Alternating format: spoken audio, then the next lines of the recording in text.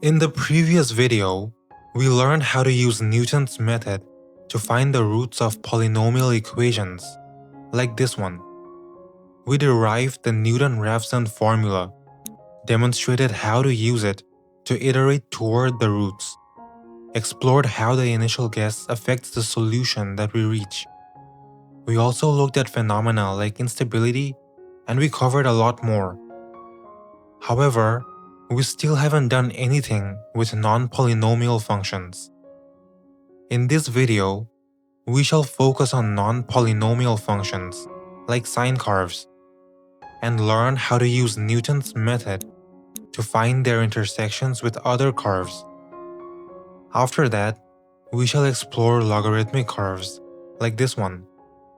Along the way, we will be examining several interesting phenomena that can appear when using Newton's method. Before we begin, if you are not familiar with Newton's method, I recommend watching the previous video first, so that you have the necessary foundation for this one. You can find it in the top right corner of the screen or in the video description below.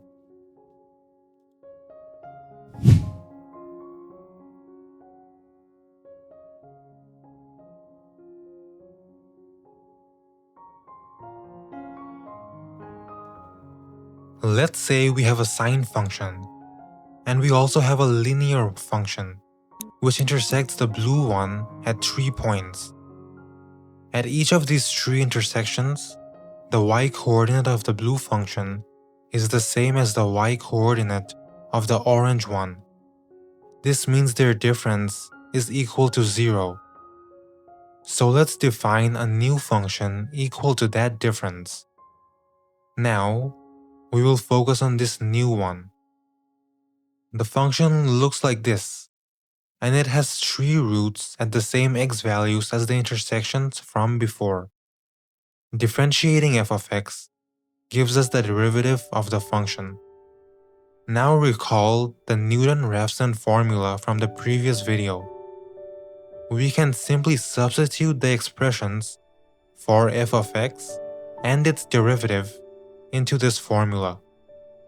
Now, let's draw the relevant visual elements on the graph, including the moving circle, the tangent line, the crosses, and all the other elements that shall help us visualize the iterative process. The initial guess we are using is 2.9, as shown by the green cross. Using the formula that we derived, we can carry out the iterations just like we did before, applying the same process step by step until we finally converge. And in this case, convergence seems to happen at x5, which is approximately 1.895. Now, let's explore what happens when we use a different initial value of perhaps negative 2.9. Once again, we can use the same formula and proceed step by step until we reach convergence.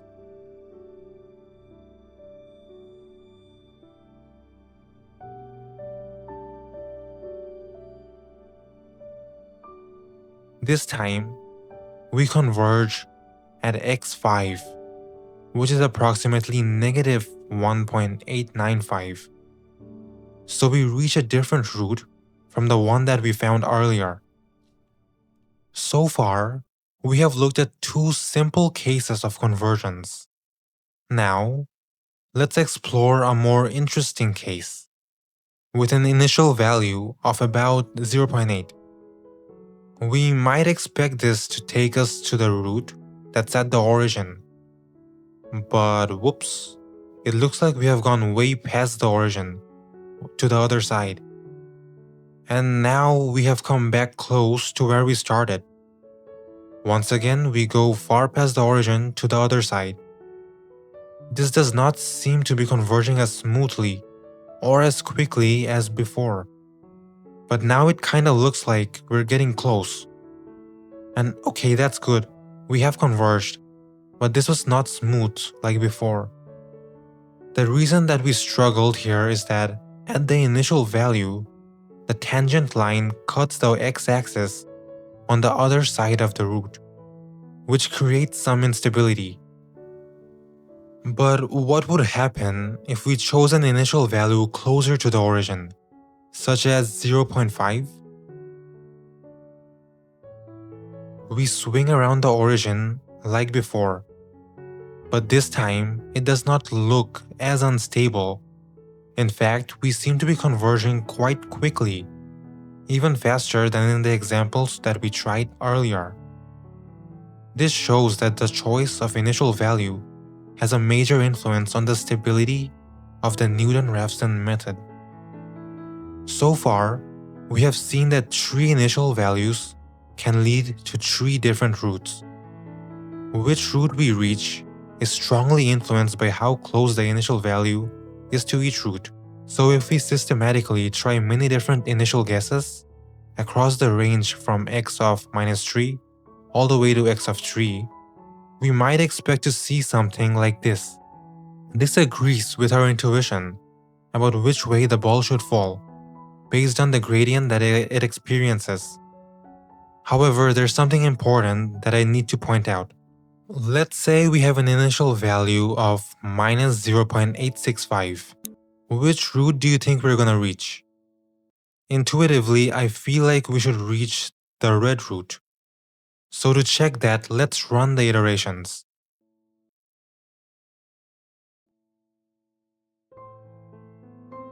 We overshoot to the other side, just like we did before, but last time we came back. This time, however, we do not come back. We just keep going. And now we seem to be approaching the pink root instead. At first glance, our intuition strongly suggested that we should reach the red root at the origin. But this shows that Newton's method is not always as predictable as we might think. So when we use it, we need to be careful.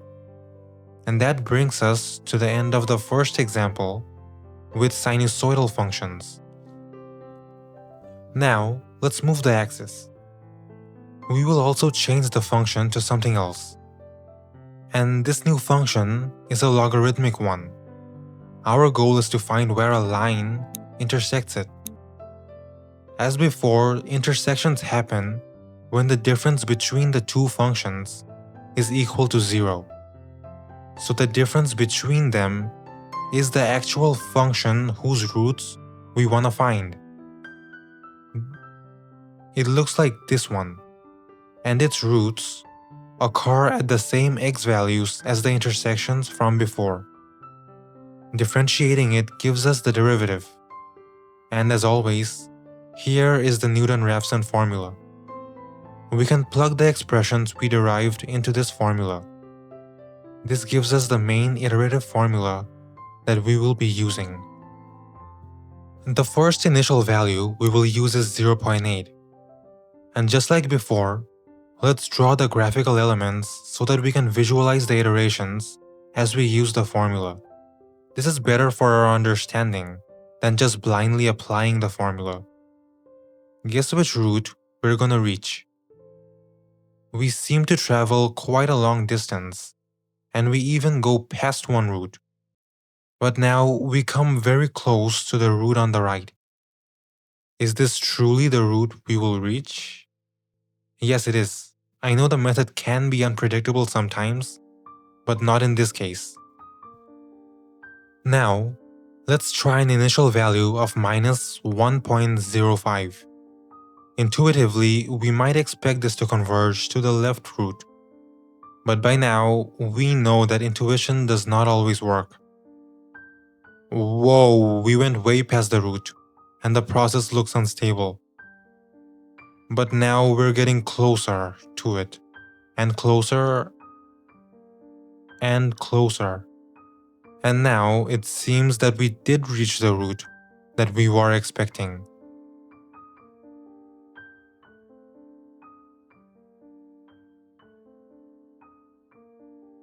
So we have a maximum point. Intuitively, we might expect that if the initial point is to the left of this maximum, it should fall toward the orange root, and if it is to the right, it should fall toward the pink root. But earlier, we found cases where the intuition failed. Are there any cases like that here? To explore this, let's shift the axis a little bit. Now let's try an initial value of -1. From the graph, it looks like we're definitely going to reach the orange root. But x1 is computed as -2, which is exactly at the asymptote. Wait a minute, that means x plus 2 is 0, and the natural logarithm of 0 is undefined. So the main iterative formula at the top is not defined, which means that Newton's method fails here, giving us an undefined value. When we move the initial value closer to 0, x1 is still undefined, because the function does not exist on the left side of the asymptote. When the initial value is exactly 0, something else happens. The tangent appears to be horizontal. Mathematically, the tangent slope is given by this formula. Substituting x of 0 and simplifying the expression gives us the gradient of 0, which is exactly what we expected when we looked at the graph. This means that Newton's method wants us to divide by 0, which we can never do, and so x1 is undefined. This shows that if the initial guess has a slope of 0, the Newton-Raphson method does not work. So all in all, the entire range from -1 to 0, including both endpoints, is invalid for this Newton's method. In this range, we don't reach any root at all. This is something new compared to what we saw earlier. Because earlier we always reached a root, even if it wasn't the one that we were expecting.